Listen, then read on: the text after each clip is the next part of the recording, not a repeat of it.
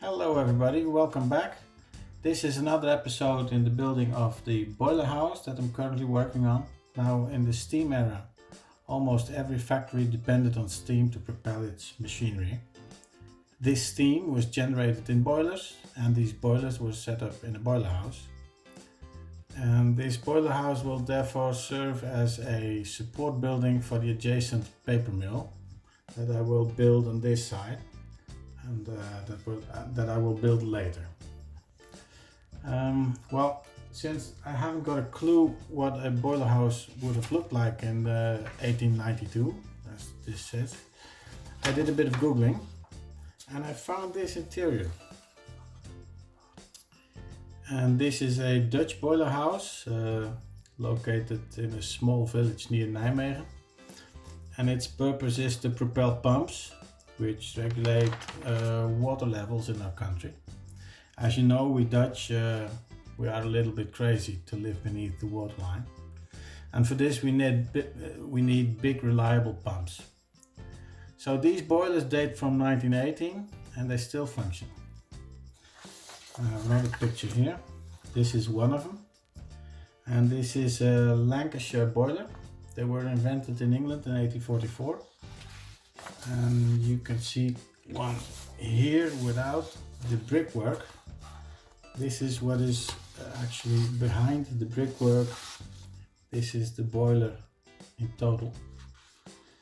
And this is just a picture where it is all bricked in. In this brickwork there's a canal system for hot gases that circulate around the boiler to heaten the boiler. So I've worked out what the various parts are of a boiler, and well, I want to model that. So this is what I want to make as an interior. So that is where the facade can go now. This is what we will concentrate on. And you see here the I'm going to use these caps of soda bottles to function as the front of the boiler. Of course I will make them gray or black or whatever, and I will detail them, but these are going to form the main structure of the boiler. I needed something round, and I thought, well, this is a nice idea. Also, of course, it says that I should recycle them. Well, I thought I'd take that a little bit literal, so that's it. Well, I've prepared a little setup here. As you see, this is going to be the front facade that I will glue on later. I will make a door here, so coals can be stuck here and be driven in by a cartwheel. So the boilers can be filled with coal, and then of course fires burn, water is heated, and steam is generated. Now if you look at this picture, you see that there's steel plating here. This steel plating covers a gutter that is used to empty the boilers. You have to empty them now and then and clean them. There's a lot of sludge below.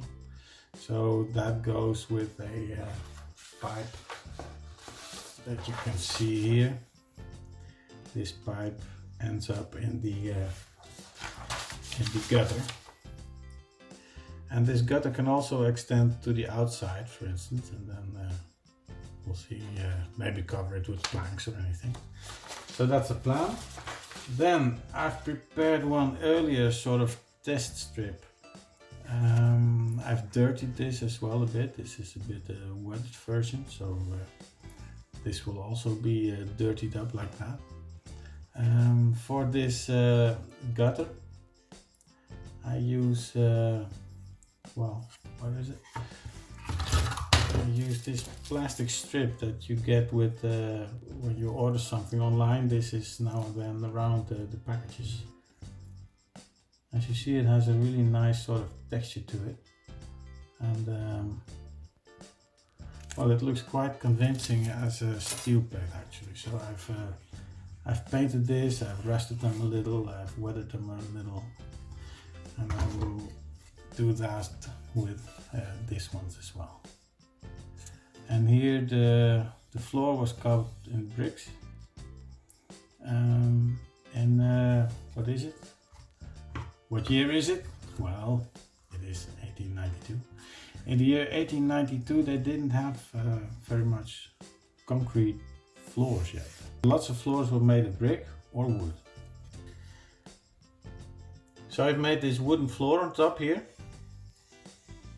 I did this by using styrene, and I cut floorboards in, and you can see that there's nail holes, and then I painted it.